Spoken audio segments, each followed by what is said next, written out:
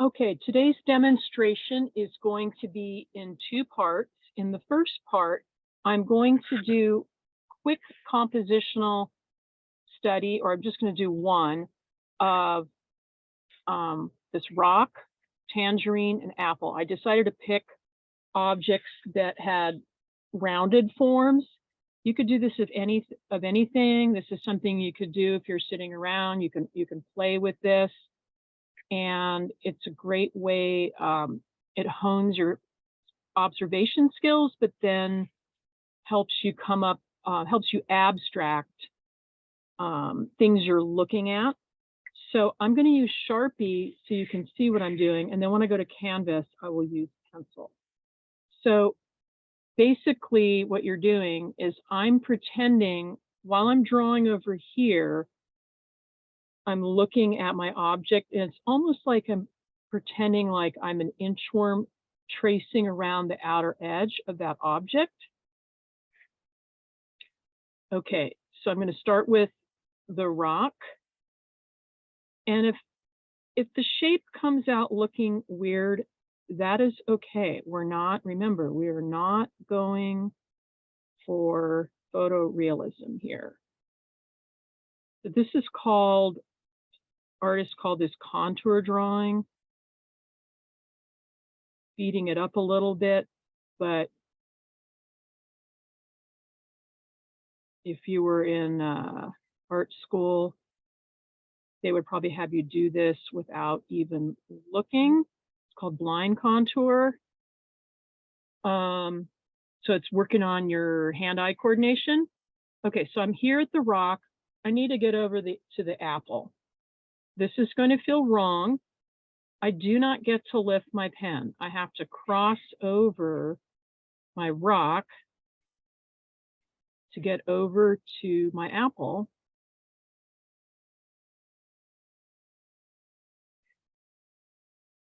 And we want to cross over so we'll get interesting shapes. So you can see my apple is looking a little unapple-ish. Okay, now I want to get into that stem, so I just have to cut in. Now I want to go down to my tangerine. This is a pretty small sheet of paper. I probably should have picked a bigger one, but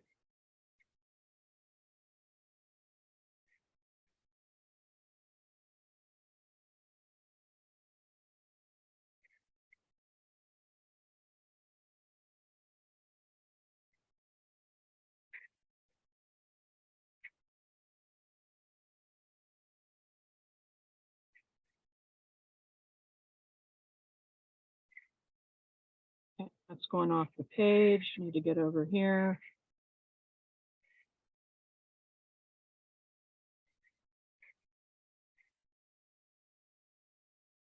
Okay, I could probably use more going on here. I want to get those shapes, so I'm going to cut across.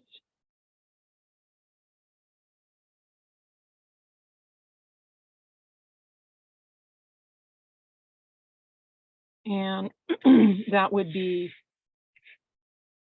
be my abstracted rock, tangerine, apple composition. Okay, didn't lift my pen. All right, so that's something worth practicing in terms of abstracting things and coming up with interesting abstract compositions. Okay, I'm going to move this around a little bit. And now I'm going to go again. I've prepared a canvas with a very light red wash. This time I'm going to use a pencil because I don't want that black line is very heavy. Okay, so I'm going to start, and I'm probably going to speed through this because of time. Starting with my apple. And I'm an inchworm tracing around the outer edge. Again, this is not about it looking perfect, so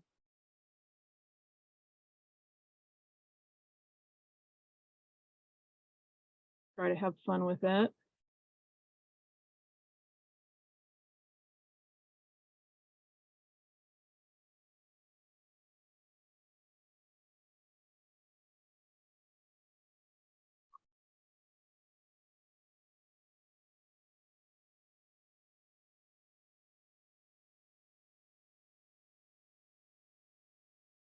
And I would pick something pretty simple, like right now, the leaves, I'm getting sort of caught in this tangle of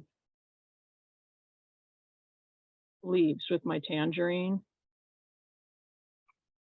Okay, now down to rock.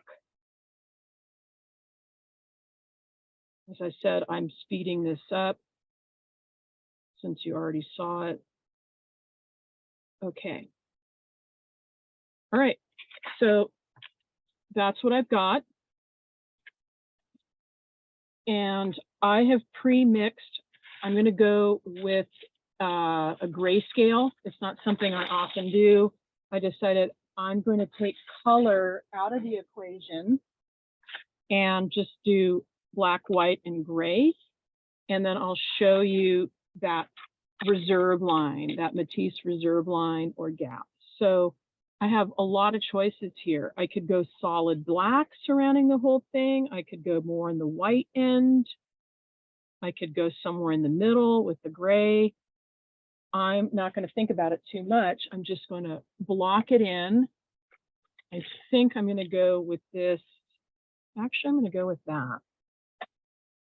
Okay, so I've got these mixtures, adding some water, and then I'm going to block it in pretty quickly, kind of scrubby, so that some of the red will show through.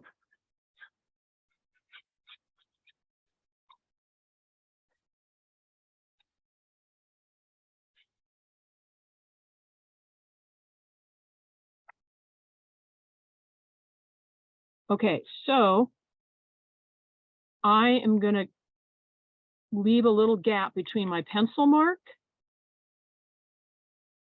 and leave a space for that underpainting to show through.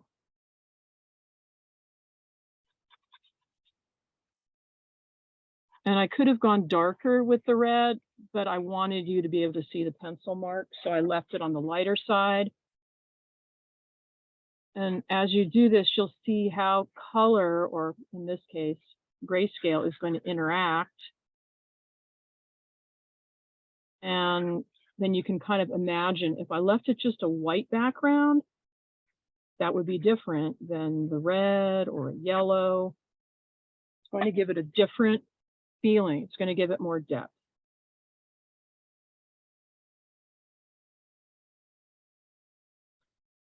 In some areas, I can go right up to the line. I can play with that in some areas.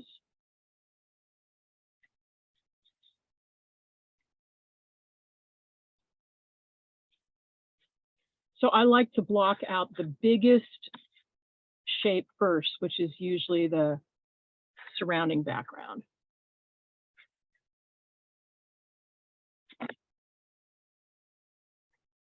Just get it in there pretty loose.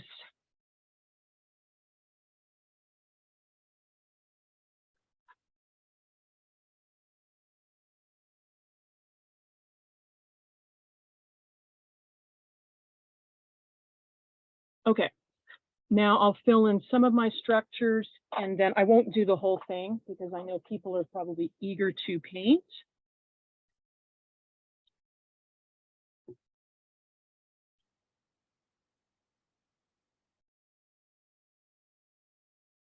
And then again, I can play with thinner, more transparent paint. I can play with leaving that red line or going right up to another color. I can do thicker paint.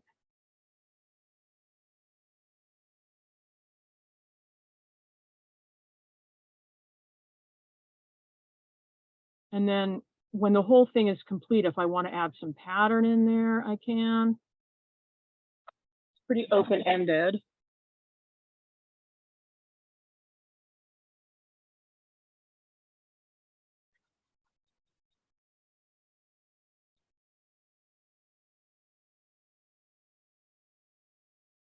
Okay, so here I'm going to have color right next to color on that rock. And on the other side, I'll leave a gap of red just to see what the difference is.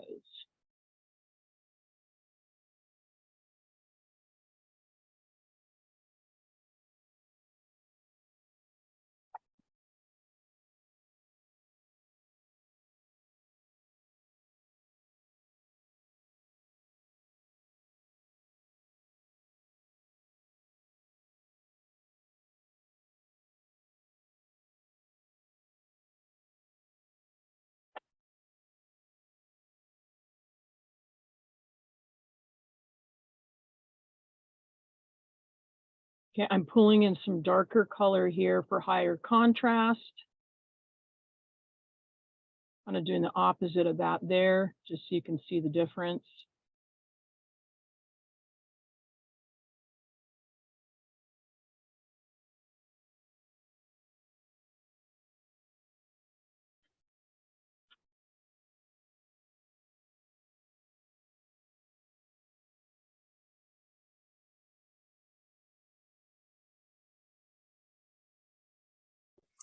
You stopped looking at your objects at this point, Laura? I'm not looking at them anymore.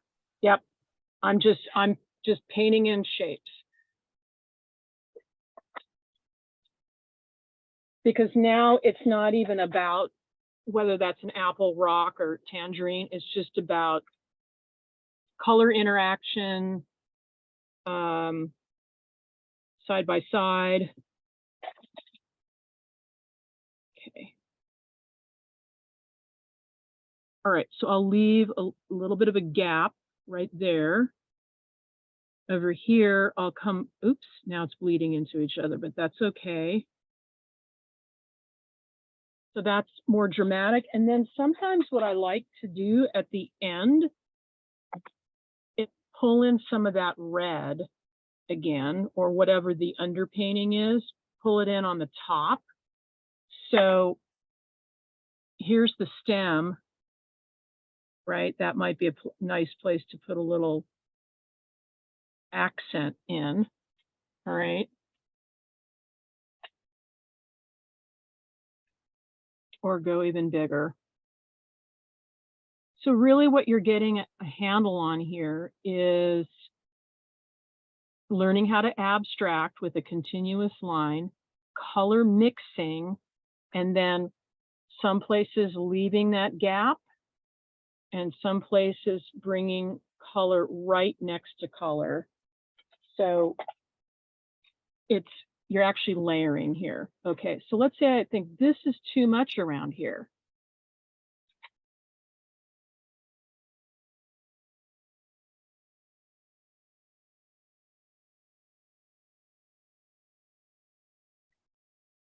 I can refine that. I can make that a little bit smaller. That already, actually, it's interesting, even though the line is smaller, it's already more dramatic. And then you can keep going. And then if I want to have at and put some, spots on there, pattern, if I want to do, this is graffito to give that rock more texture. I can see a little bit of that red underpainting there. I can see it, but you can't see it. Okay,